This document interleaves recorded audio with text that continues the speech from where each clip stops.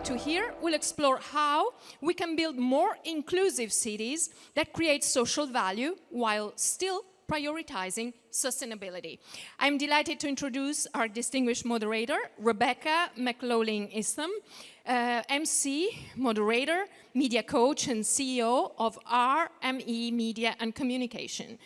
We have an excellent lineup of speakers for this segment, and some of the brightest minds in the industry, including Dina Story, Senior Director at UAE Independent Climate Change Accelerators, Oliver Kraft, Executive Vice President, Sustainable Communities, Siemens, Ahmed Al-Khatib, Deputy Chief Development and Delivery Officer at Expo City Dubai, and Nadia Berry, Executive Director, Expo Dubai Group, and Matt Brown, Chief Sustainability Officer at Expo City Dubai.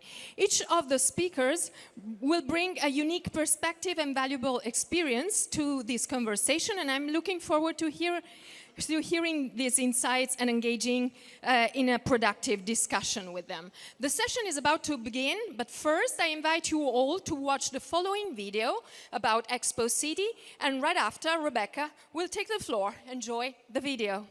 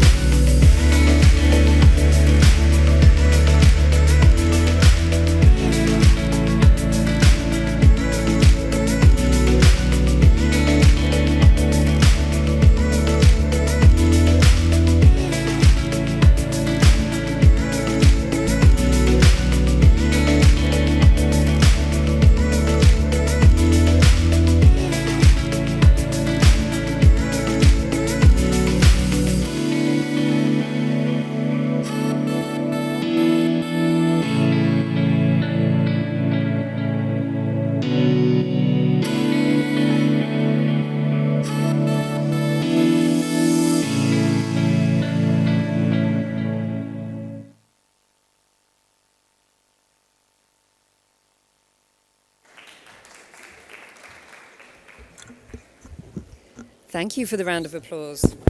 Good morning, Assalamu alaikum, sabah al khair. It's wonderful to see a packed house. My name is Rebecca McLaughlin-Eastham, and I'm delighted to be your moderator for the upcoming panel. Thank you for the introduction, Mila. So I invite you to come on a journey with me, about an hour's hop, skip, and a jump from here to a place that is twice the size of Monaco, with twice the amount of sunshine and arguably twice the amount of glamour coming in the next couple of years. It is, of course, Expo City Dubai, and the burning question is, after you've delivered the most sustainable, innovative, equitable Expo that the world has ever seen, how do you top that? Well, the team, some of whom you will meet from Expo, have not been resting on their laurels.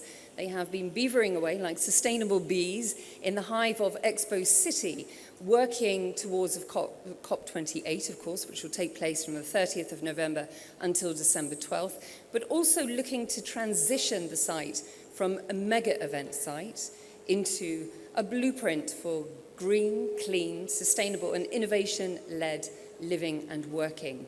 So I'm going to take you inside the engine room. We're going to go behind the scenes and hear from some of the most instructive and innovative people who are making this sustainable city happen.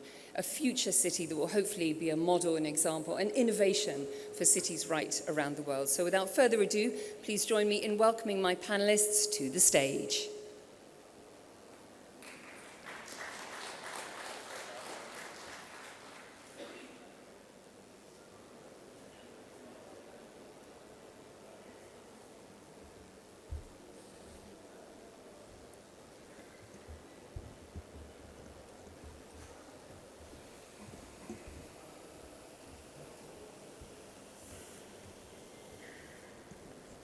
Good morning, ladies and gentlemen. How are we all doing this morning? Good, you? Oh, very well, thank you. Excited to have such a distinguished panel to kick off our morning debates. Let me introduce them to you again. To my left, I have Ahmed Al-Khatib. He is the Chief Development and Delivery Officer for Expo City Dubai. Welcome to you, Ahmed. Nadia Verji, she is the Executive Director for Expo Dubai Group. Dina Story is next. She is the Senior Director of UAE Independent Climate Change Accelerators. Welcome to you, Dina. And last but by no means least, I'm delighted to say that we also have Oliver Kraft. He is the Executive VP of Sustainable Communities for Siemens. As I said, wonderful to see you all, so let's dive straight into the conversation. Ahmed, for those who are perhaps unfamiliar or need a refresher, talk to me about ECD. Good morning, everybody. Of course, Expo City is the legacy of Expo 2020 event. The event that took more than 10 years of planning and development and construction, and we hope that it created the right impact across the world. And of course, taking this forward is finishing Expo 2020 was the start of Expo City Dubai, where, you know, Expo City Dubai, the planning of Expo City Dubai was since day one when the master plan for Expo 2020 was put. And taking this forward towards the next stage and next phase of the Expo City. And I'm sure we'll talk about more into details about the Expo City in the next questions. I will. If I can add a cheeky follow-up question, though, what were some of the highlights of Expo for you? Oh, just, you know, the day of the opening was, you know, just thinking about the journey, that what it took to deliver this, the magnificent event. Of course, like we managed as Expo to attract more than 24 million visitors from across the world, and the impact that Expo created over the 6 months, and how much those impacts will last beyond the Expo. There are so many moments that you know, really priceless. It's impossible to choose. We'll come on to some of the sustainability highlights shortly, but thank you for that. Nadia, let me come to you. Talk to me about EDG in particular, your role and remit. So good morning, everyone. Thank you very much for joining. Expo 2020 Dubai was the mega event that was housed in Expo City Dubai. And we always intended that we would build this city, we would build this place that would house a world expo. But through the decade of delivery and the journey that we took, Ahmed and his team and everyone that was responsible for putting a physical city in place lives on. And you can visit it, it's 1 hour up the road, and it's Expo City Dubai. But what we also did in the decade was build a lot of intellectual property. a lot of knowledge and experience about what it takes to build a built environment, what it takes to create an engaged community, what it takes to create incredible creative experiences, how to really start a movement around issues of sustainability and mobility and opportunity and really the Sustainable Development Goals at every single layer, and those layers that you saw in the video. And so through that decade of the journey, it was very important for us to also create a legacy, a global initiative that comes from Expo 2020 that captures all of that intangible legacy and that takes that forward from Dubai and the UAE to the world, and also builds relationships with the world that can really help Expo City Dubai as it grows. And so that's the purpose of Expo Dubai Group. Thank you. Talk to me about the layered approach, not least when it comes to community and development with Expo City Dubai. So if you were to almost look at the city in a 3D and sort of, cut down the middle of it and see it sort of at a cross section, there are layers that we put in place that really build the city. There's the physical environment, there's the operational environment. What does it take to physically build sustainably? What does it take to operate in a way that reflects and represents a circular economy, that respects value chains, that is operationally very sound? And then layered on top of that, cities are not static places. There are places that people live, and there are places that people work. And so it's necessary to ensure that the community is engaged in the process. And so that's what we mean when we say an engaged community. So that could be, for example, the experiences that we have, like our pavilions. We had 192 countries at Expo, but we still have a lot of exhibitions that speak to the questions of human progress, that speak to sustainability, like our flagship Terra Pavilion, which is just a gold standard proof point in how to build sustainably, but also how to educate and entertain people. We also have a global standard program that we run, a series of programs that we host and that we work with other people around the world to develop their program content around issues of the day. And so those are all examples of what it means to engage everyone in the conversation. Thank you very much. Dina, let me come to you next. Talk to me about your design experience when it comes to Expo 2020 and how that transitioned into Expo City Dubai. So thank you very much for having me. Thank you very much to the team for inviting me and hosting me as part of the Expo family. And I always will be part of the Expo family.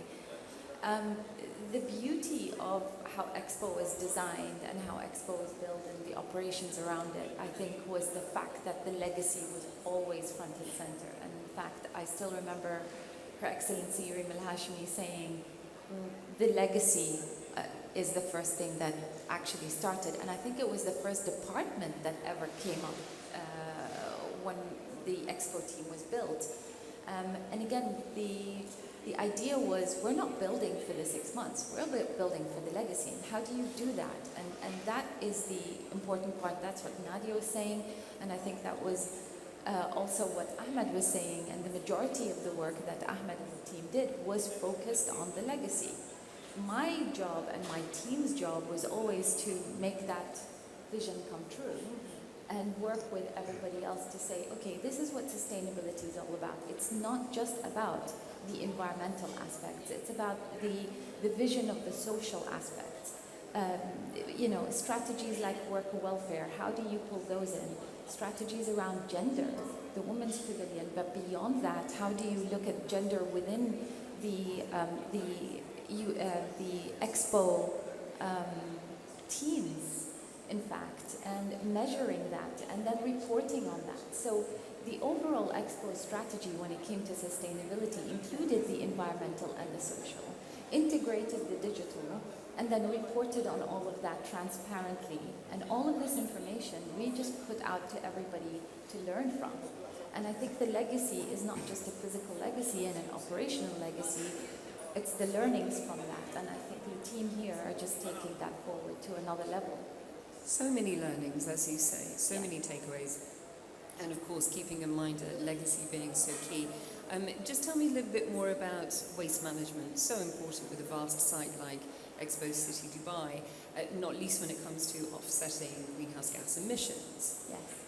So and you're asking about waste management, I didn't hear the question. Waste management, yes. Yes. What solutions and strategies did you have to put in place? So it was very interesting. We actually looked at waste management in a very specific way. From when anything was thrown in the bin, all the way down to how it was processed. And in order to do that, we had to create a whole new procurement style, which we created called the RISE document, meaning everything that came into the site, any type of packaging had to meet specific requirements. So what comes in and needs to go out has to meet specific requirements that can be composted, diverted from landfill, or so on and so forth. So that's the first step. The second step is how do you communicate that to the public? So the type of communications you even have on the bin, the strategy of how you do that was very important to us. And trust me, we tried, even on the teams on the ground for the Expo teams on the ground within the Expo offices, we tried the different messaging until we got that right for the site. The third part is the operational part. How do you pick up that waste and dispose of it and segregate it the right way? And again, that's another piece that has a lot of learnings from it. And then the last piece is what is the treatment process? How do you then recycle, repurpose, and divert from landfill? And keeping in mind that during the construction phase, and of course Ahmed and the team know this more than anybody else, is the construction phase is construction waste. But then when you talk about operations, it's a completely different characterization of waste. So understanding the type of materials that come in, understanding how they are segregated at source on site and where they go at the end, and then building micro plants, building new ways of diverting waste within the site was very important to us, and hence we reached a diversion rate of about 91% cumulative on the Expo site, which is unheard of, even in countries such as the US, and we actually benchmarked it to some places in Europe. A 91 diversion rate within actually the 5 years that I was there was absolutely amazing. And that was all due to the tweaking, and that was all due to the innovative thinking of not one team, but an entire slew of teams coming together to make this happen. Thank you very much.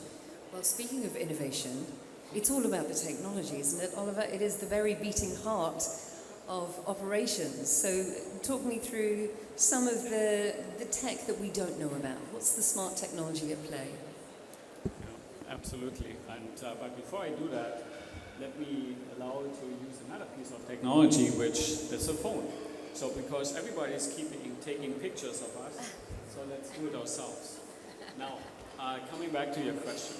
See, what was interesting for us as a company, as Siemens, was, as Nadia said it, I think that the site has been designed from day one to live on a legacy.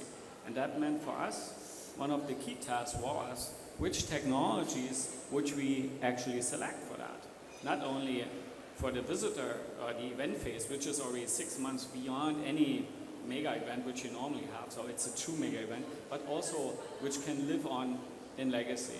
So eventually we sat down with Expo and we used our co-creation methodologies in order to jointly to create something, to collaborate. And that, by the way, is a very important point, because when people think about technology or digitalization, the first thing that comes to mind is technology itself.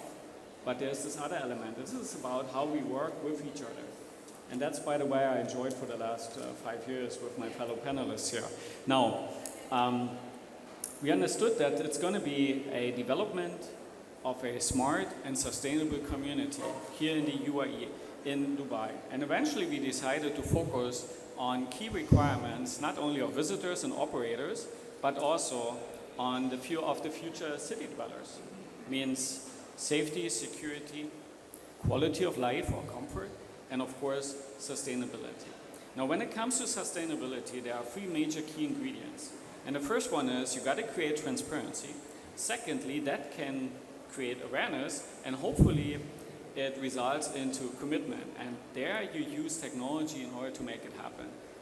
And one of the key technologies I want to highlight here, which we implemented at Expo, is using a raw material which surrounds us 24/7, and that is data. Now, in order to put data to use and to intelligently turn them into value, you need the Internet of Things. And in our case, it's MindSphere IoT, an industrial IoT operating system.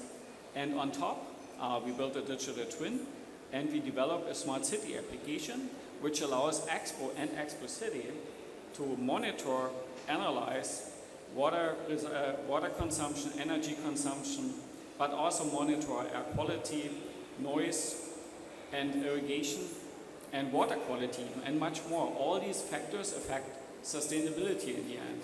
And then Expo can use that information in order to make smart decisions on a day-by-day basis, which in the end will drive sustainability. Thank you. When it comes to IoT, digital twins, smart technology, living and working in a smarter way, this is what we want. Is there a certain mindset that needs to be changed? Education levels lead to better adoption levels. How do you tackle that when it comes to SMEs, mid and large cap companies coming to work in Expo City? I think, of course, we need to see digitalization will not stop. Industry 4.0 will not stop. And there are, of course, many big myths out there that it will cost jobs, but it creates jobs. And there are many studies out there. One is from Deloitte, which say they created more jobs during the last 10 years than they lost through digitalization. And education, of course, starts very early on. And as I said, and that's where Expo did a tremendous job with, for example, Terra, the sustainability pavilion. And what we as Siemens contributed, for example, is we correlated the heartbeat of Terra, because Expo always saw it as a living thing.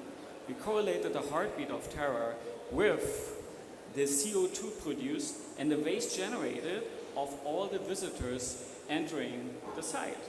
And that creates, again, as I said, awareness, transparency, awareness, and eventually commitment. And it starts with school classes, and it will never stop, even if you're a more retired person. Thank you very much. Ahmed, let me come on to tech companies, not least the likes of giants like Siemens, who have put down roots and set up shop at Expo City Dubai. Why are they there, and how are you encouraging more companies to do the same? Siemens, like we've been working with Siemens for the past years. Of course, they were one of our main partners in developing the future city, as we call it.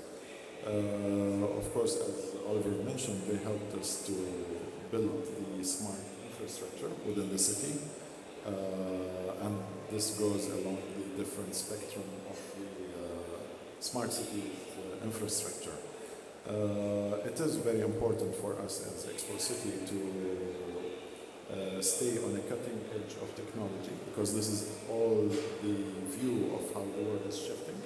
We hear every day about new AI technologies, new smart technologies that are coming into the market. The new generation now is all focused onto the technology sector. And at Expo City, for those who don't know, we are a free zone. So we are actually working, and we were established in the August of last year. So we are new in the market.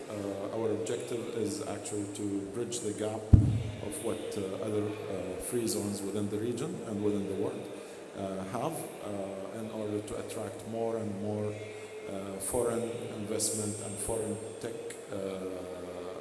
technology innovators. Our focus is also on innovation, on SMEs, on startups, to be the home for those new minds to use Expo City as their platform to move forward towards the future. Well, let's talk nuts and bolts. What's in it for the companies who are looking to relocate and make Expo City Dubai its free zone? The first thing, of course, it's a tax-free in terms to corporate tax. So when it comes to free zones within UAE, it's a corporate tax-free.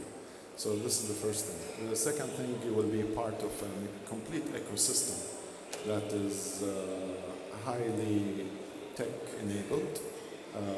It's a smart city. Our infrastructure is the most sustainable infrastructure in the region, and of course we have achieved 8 SQL recognitions. For those who don't know SQL, it's a very well-known certificate. It's provided to the sustainable infrastructure, and for us as Expo City, we are the largest SQL recognized city in the world. In terms of talking more about sustainability, all of our buildings are LEED Gold recognized. The least building we have is LEED Gold. We have 9 buildings LEED Platinum. Our Terra Pavilion is extremely sustainable. The licensing processes, we are already well established. Any company, they can actually move in immediately by applying for our licenses. We are actually receiving our first group of tenants between July and August of this year. Around 2,400 employees are moving to their offices within Expo City. We have existing assets for offices, flexible working spaces. We have land bank, and we are open for joint ventures with the right partners who are willing to come and explore how they can and who are aligned also with our vision. Most importantly, you will be in a piece of land that hosted more than 192 countries in the world that nobody else can take it from us. So a lot to offer, and like anybody who has a dream or an innovative solution, we are also a living lab. So we are welcome any new technologies to be tested within Expo City. Of course, we will have to go through the process within the city itself, and there are 2 types of testing the new technologies, whether in a testing facilities or within the actual community for Expo City. So there's a lot to offer, and Thank you. Well, ladies and gentlemen, get your business cards ready, because obviously Ahmed is looking for partnerships, JVs, connections. So please do make sure that you find him during the coffee break between panels. Nadia, let me come to you, picking up on what Ahmed was saying about it being a living lab. I love that expression. That would imply that it is rich with innovators, with pioneers, but also captains of industry. During Expo, we saw, through People and Planet, conversations with incredible people, from leaders, CEOs, visionaries, and the like. Do you foresee that continuing in the coming years? It's such a great question. So one of the things that we've heard a lot in the last year or so is folks coming to us from all over the world on the back of their experience at Expo, saying that there isn't one place in the world that aggregates all of these different actors into one place. And there's value in having everyone physically co-located, because that means that, I mean, you can't underestimate the value of physically being together to create and to innovate and to have that living lab. So whilst there's a very, very strong digital component, there's also a very strong physical component. And one of the sort of priorities of Expo City Dubai is to catalyze that sort of, and incubate that aggregator and that aggregation of all of those different organizations, innovators at scale, but really take it to another level. And we have the physical capability of doing it. We have the digital infrastructure to do it. And what we need is more and more partners to get on board to be part of the journey. And I think what's also really interesting is, for those of you who may not know, Expo City Dubai is hosting COP28 in 6 months. And that also is purposeful. There's a reason why we're hosting it. We're a place and a city dedicated to solving the problems of today, but also really in a very practically optimistic way, finding solutions together. We recognize that we can't find solutions in silo. And to go back to the question that you asked about the program for People and Planet, one of our key offerings as Expo City Dubai, also one of our key learnings, is that we need everyone along the value chain to be part of the conversation. and to speak in echo chambers. So for the innovators in technology for oceans, speaking, or for water, speaking together alone is not going to solve the problem. You have to have creative thinking in innovation. And that's something that we're very focused on in bringing different stakeholders along the value chain together, whether you're policymakers, whether you're business people, whether you're individuals, whether you're innovators, you come from different sectors, different mindsets. That's going to be the game changer and transformative sort of solution thinking as you accelerate towards solution making, and that's our priority. Thank you. Inspiring stuff, Dina. I'm sold. However, after a hard day's slog behind my corporate desk, if I sit in Expo City Dubai, can I step out and immerse myself in nature? Is there anything green and clean to be seen? How has it been built into the master plan? So everything's green. I mean, I think one of the beauty of Expo, and this is why I consider myself part of the Expo family, is it is all about the sustainability. Yes, beautiful infrastructure, beautiful construction, beautiful design, beautiful architecture.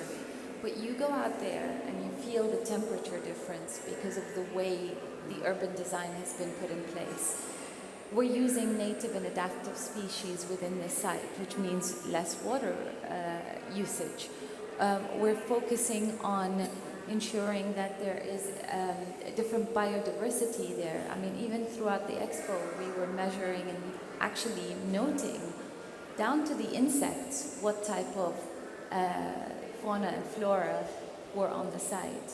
And the reason for that is because we reduced the use of pesticides, herbicides, which created this influx of different species that were coming onto the site. Some of them were great, some of them were like the crows. Ahmed knows the crow problem. They were all over the place. And the reason for that, it was a safe space for these creatures to be there. And I think that that's the beauty of the expo site. It is a living, breathing lab, as it was put, but it's a regenerative lab of how cities can be built and how there's a harmony between nature, between technology, between great architecture and infrastructure, and between people. And I think you really do feel that when you're on the site. Thank you. And lots of dragonflies when I was there on one occasion. Always a good luck sign when you see dragonflies. And please don't forget the bees. And the because bees. The bees are my friends. They're In not fact, my they're friends. no, they are my They friends. chase me. In fact, well, you say that, but Saturday I was actually at the Beekeepers Foundation looking at the expo bees, and one decided to sting me right on the nose, so there you go. But Wow. that's not the bee's fault. Let's It's call my it a fault. kiss from a bee. It's Exactly. probably nicer. It's just saying hello. And so important for sustainability, of course, bees, not least in the UAE. We might see Expo honey sometime soon then. Well, I'm not responsible for the expo honey anymore, but these Ahmed, beautiful Nadia? people are. Dina produced, is this on? I don't know. Can you hear me? Dina was, can you hear me? Is it on? I don't know. It's okay. We'll carry on. Teamwork here. We can share the mic with Ahmed here. Thank you. This doesn't work. Press the button. Oliver, we need your help here. You are the tech giant in the room. Okay, is the mic working now? No. Try Ahmed's mic. Okay. We shall carry on, but I'll keep you posted on the bee situation and the rollout of Expo Honey. I think it was my fault. I kind of digressed towards the bees, but I think the bees were a very important part of the Expo biodiversity story, and I think one of the things that we wanted to do and continue doing through the team here is raise awareness about biodiversity, be it through the bees, be it through all of the other things that are happening on site. So again, it's not just about the physical aspects of the site, and this is why I call the sustainability strategy for Expo or Expo City. It's a regenerative strategy that continues to evolve to get to net zero and to become a model of how you should do things. So there's a lot of learnings from that. And I think the learnings from that are what the team are really driving forward now. 100%, thank you. Oliver, let me come to you. When we think of nature, we might not necessarily think it's a good bedfellow with technology. Tell me that's not true. Tell me that the two coexist and indeed help each other. Unfortunately, I couldn't hear the question. Can you hear me? In terms of biodiversity, preserving it and protecting it, and nature, Expo City Dubai, known for its love and its relationship with nature, how does technology play a part? How does it enhance, protect and preserve? As I said earlier, I believe that without technology, okay, you can make sustainability a reality. Without technology, it's possible. It is possible to make sustainability a reality without technology, but it's much more easy and has much more impact. Just think about the following, and preserving about nature. Let's not forget the fact that we live in buildings. 90% of our lives we spend in buildings, and every city is full of buildings. However, buildings are also known as the biggest greenhouse gas contributors on the planet. So that means, in order to make that sustainable and integrated in your idea of sustainable and smart communities, you need to optimize building performance in terms of water consumption, energy consumption. And every company and every city which can do that has a lever for sustainability with impact. And Expo City does, and Siemens does. So it is really about finding the right symbiosis between, of course, keeping and preserving nature, but still allowing technology to improve our lives. Because in the end, if somebody comes to you and asks you, how do you know that you live in a smart and a sustainable city? How do you know? And there's a simple question, a simple answer to that. The moment you can say that your life improved so significantly, then you can say you live in a smart and a sustainable city. Okay, more efficient and more time to do what you want to. It's a good balance. It's all about balance at the end of the day, I suppose. Nadia, let me come to you. Talk to me about the Central Social District. What is it? What do we need to know?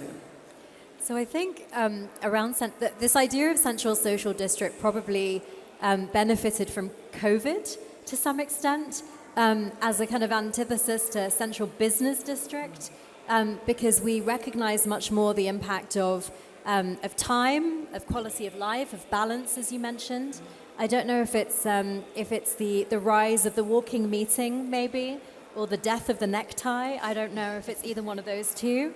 But there is definitely something to be said about places that recognize a balance between the built environment and health and wellness. But a place that is really engaging society in how it's built and how it operates and how people live and interact in it. And that is very much what Expo City Dubai is about. And you may have seen that we have a large area of the site dedicated to residential. And Ahmed has talked extensively about the presence of our existing tenants and how we're looking to engage more communities within the tenant world. But as they all sort of coexist, what does that coexistence look like? When you do finish your day's work, how do you step out of the place that you're in and your office space that you're in and really sort of enjoy and be part of a much wider social dynamic? And that's something that we do espouse and that we have built towards and we are in practice of at Expo City Dubai. Thank you. Speaking of something else you're building towards, there's a little thing called COP28, which you may have heard of, taking place in the UAE. We're very proudly hosting it at Expo City Dubai. Will be the venue from 30th of November until December the 12th. A huge summit and gathering of minds, not least focused on the future of energy and sustainability. Ahmed, it doesn't get bigger than this, so tell me, expectations. As how UAE used to surprise everyone in organizing like big events and mega events, like there's a lot to show. And in COP28, We are very proud to be the venue to host COP28. It's another testament that Expo City is the right place for sustainable dreams and sustainability and climate changes, and the place for creating impact worldwide. COP28, we are working closely with the team, with the organizer, to ensure this is going to be an exceptional event in the history of COPs. The best COP yet. Hopefully with the most progress made, of course. Talk to me about size and scope. Do we have an estimation on numbers, expected people on the ground? In terms of size, the entire Expo site, Expo City site, will be for the event of COP28. And there's a lot of planning happening right now, a lot of coordination happening, a lot of content will be there. And again, like the organizer is on top of things and working closely with us on daily basis in order to ensure this is a historical event for all COPs. Very much so. Nadia, it's a site that stands up to scrutiny. It will need to when COP comes to town.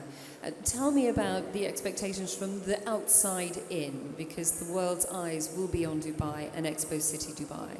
Any pressure there? I mean, of course, there's. Is this on? Can you hear me? Yes. I mean, this is the largest climate change multilateral event this year, but one of the most important because it's a stock take. So I think the eyes of the world are upon itself. Because it's not only the UAE and Dubai and Expo City that's responsible for ensuring its success, it's everyone that's part and parcel of it. But as host, of course, the UAE, as Ahmed said, is, you know, I'm sure if you're following COP28 progress, doing everything it can to ensure that the metrics of success are met. But as Expo City Dubai, it was chosen because also it's a place that can house and can stand up to the test of being a clean, green, sustainable city. And so, like I said earlier, cities are not static places, they're constantly changing. And so we're not a city that is decarbonized entirely. We have a plan to be by 2030. But I think what is important to recognize is that there is an invitation to the world to be part of that journey. And that we've already got a tremendously good start in demonstrating what are the lessons learned that can be applied to places around the world, which is why we built an advisory arm called City Advisory, which takes all the lessons of what what we've achieved at every single level, and works with partners like yourselves and others from around the world to see how we can constantly improve. So we're on that road to improvement, but I think we have a really good baseline to start from. Absolutely. Dina, as Nadia was saying, of course it's important on a macro scale because of the global stock take. We know that we're not on track. We know that there's much work to do. But looking at Expo and the site in particular, how do you believe that it's helping or being a catalyst for the conversation, at least, towards our transitioning to low carbon economies here in the UAE? Thank you. I think that's a very good question. I think, as the team was saying, it's a living, breathing lab. So the learnings from Expo, the different capabilities to not only reduce emissions but aim for net zero, there's a lot of learnings there. So you're not only bringing the world to the UAE and working on the global stock take, as you said, and the loss and damage fund and all of these things, but you're showing practical solutions on how it can be done, and you're bringing that in that space. And I don't think any other COP has actually done that. So when we talk about emissions reduction within buildings and you know, the understanding the data, bringing down the emissions by using the data that is in real time, well, you can see it right there. If you're talking about the way the urban designs, that the way things should be built, well, it's right there. If you talk about biodiversity and conservation, it's right there. So you have a living, breathing example where COP will be hosted that embodies what climate change mitigation, adaptation is all about. And I think that that's the differentiator of this COP from other COPs. And this is my opinion, that we are able to not only bring the world to the UAE and say, now let's have the difficult conversations about climate change. It's now let's have the difficult conversations about climate change, but oh, by the way, this is how you design better. This is how you operate better. This is how you do this better. And then the learnings from that gets taken back to the countries and tailored to what is needed there. Because you talk about mitigation. Mitigation is actually a lot about technology, about design, about building. When you talk about adaptation, you're talking about how do you adapt, and that involves the social impact. Again, the social impact piece of Expo. So those two pieces, you're talking about how to be more resilient. And Expo was made and built to be resilient just because of the legacy piece. Thank you. Oliver, let me come to you again. Technology, front and center when it comes to the energy transition and decarbonisation. What does all of this and COP28 mean to Siemens? Now, first of all, we are very proud to be also a partner of COP28, and we've been a proud partner of Expo 2020, infrastructure partner for digitalization. And just imagine you walk the city and you feel that the air quality is a little bit better, a little bit cleaner, and you see the buildings look a little bit more sleeker. And that is not just futuristic thoughts, that's becoming a reality. That's what you can experience at Expo. And behind the screens, there is a bunch of technologies. We call it the blueprint for future cities or for future innovative smart communities. And Expo City is a reality. They did it with the help of Siemens. For example, we implemented a building management system, a central one, with 21 subsystems, and we accessed 210,000 data points. We've connected more than 130 buildings using IoT, which I mentioned earlier. And we implemented an energy analytics platform for Expo City. All of that helps in the background to drive sustainability and create the quality and the comfort which we are looking for. And what I found most interesting is that the city dwellers of tomorrow, but also the visitors of COP28, they can experience that. And what I said earlier, and when you asked me the first question, it really comes down to create transparency, to be able to talk about, followed by awareness, and last but not least, by commitment. So I'm very, very proud that Expo City is going that path of creating one of the most innovative and smart sustainable communities in the world for the world to witness in COP28. Thank you. It's interesting, isn't it? Perhaps energy has been one of the industries or conversations which has united so many companies that were normally competitors and working in silos, as we've said, come together with a common goal for the world. Have you found there is greater partnership, investment, transparency, sharing of data to that effect? Absolutely, and that's, as I said earlier, collaboration is the key. Without that, you can have whatever technology you want to have, it does not do the trick. So it's really about you partner with competitors and you compete with partners, depending on the project. And that creates bonds and it creates trust, and in the end it creates a family. And that is not just some talk, it's reality. And that's what we did at Expo. And that's what we're going to do with Expo City, Siemens and Expo City. Yeah. Thank you very much. Ahmed, we're coming to the end of our conversation. The sands of Arabian time are drifting away. We need to wrap up our chat, but what would be your key takeaways from our discussion? What's the most important thing you want to leave people in the audience with today? Just as a general statement, like everybody has could attend the Expo 2020 event and have seen all the promised stuff and how Expo actually delivered to their promises. And I just want to, Expo City has a very ambitious vision, very difficult challenges and KPIs to achieve. And I really encourage everybody to explore more and more at what Expo City has to offer and take the opportunity now, because there's a lot that Expo City can help to achieve so many dreams. So please explore more and more on what Expo City can offer and get on board as quick as possible. And the website is www.expositydubai.com. Correct. You'll find all the details there. It's a must-see. Nadia, where do we go from here? Is this model something that you believe will be rolled out, not least in the Emirates elsewhere, but also internationally? We do not expect lots of Expo City Dubai's to be popping up across the Emirates or in the region. But yes, there is so much value within what we have built. Consider it a proof of concept of what it could look like. And if there's anything that you have thought of that's interesting in any of those elements we've discussed, we are ready to work with you to see how we can collaborate and bring your experience into Expo as well.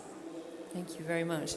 Dina, with both hats on, also your Expo one, part of the family forever, if we meet again this time next year with COP behind us, how do you believe the conversation will have moved on when it comes to Expo City Dubai, also the group, but sustainability in general for future cities?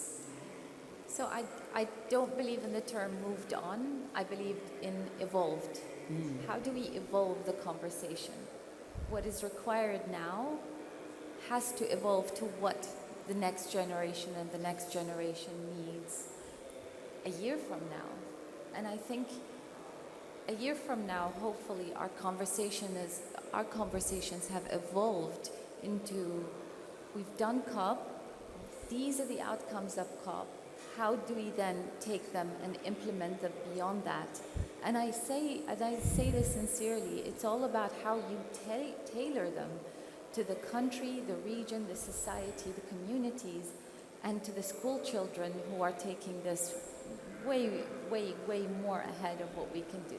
So the evolved conversation needs to happen as to what the next generation needs, how we as sustainability professionals, as people of the earth, need to take it forward. And I think that's what I think we will see next year. Thank you very much. Oliver, let me come to you. Your parting thoughts as we head towards COP and as we wrap up our conversation. If you want to experience a secure, safe, and sustainable environment, and you want to experience technology in action, which makes all of that happen, you just visit Expo City and visit COP28. And of course, you're also more than welcome to visit the Siemens Experience Center on site, because that comes with our commitment to be one of the anchor tenants of Expo City in Dubai. Well, let me put you on the spot. What will I experience at the Siemens Experience? What will I experience there if I visit? We will bring digitalization to life. And it's a very, very difficult task because technology normally works in the background. And we have different chapters, but in the end, we will also have a very nice conversation about the value of collaboration and the value of partnerships, which we discussed today. Okay. Actually, that's interesting. Let me come to you for a very quick roundup then of your top must-see or must-do experiences at the Expo City site. Ahmed, are you ready or do you need more time to think? There are so many, it's like trying to pick a favorite child. You just can't. It's actually, it's since the moment you enter Expo, it's the field, the entire field changes. I would say Al Wasl Plaza. Yeah. Sorry, say again? Al Wasl Plaza. And for those who haven't been, what does Al Wasl Plaza It's mean? the largest 360 projection screen. It's an immersive experience. It's an experience that you actually live in it when there is a show about specific item. And to be fair, there are so many things to see in Expo. Yeah. It's absolutely amazing. You have to visit that. Nadia, the pressure is on. What must they see? So I have two. The first is the Africa Food Hall. You've got to go and eat there. And the Vision Pavilion, which is a pavilion dedicated to His Highness, the life of His Highness Sheikh Mohammed bin Rashid. That is outstanding. Incredible. Favorite dish at the African Pavilion? Oh, all of it. All of it. You heard it here first. Dina, Ooh, I think it's the Women's Pavilion. So I love the Women's Pavilion. I love what it stands for. But I think the second thing is the actual site itself. When we talked about green, just walking through that makes you a lot more grounded, makes you a lot more at peace because of what's surrounding you in terms of nature. absolutely. The birds do seem happier at Expo, and the beautiful dancing grasses and fabulous trees. It's a beautiful experience. I highly recommend that you visit. And on that note, that natural note, it just remains for me to say thank you so much to my revered panelists, my esteemed guests for their contribution here today. Please join me in thanking them for being here. Thank you.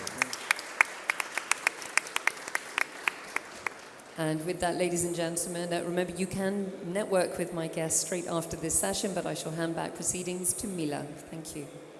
Thank you.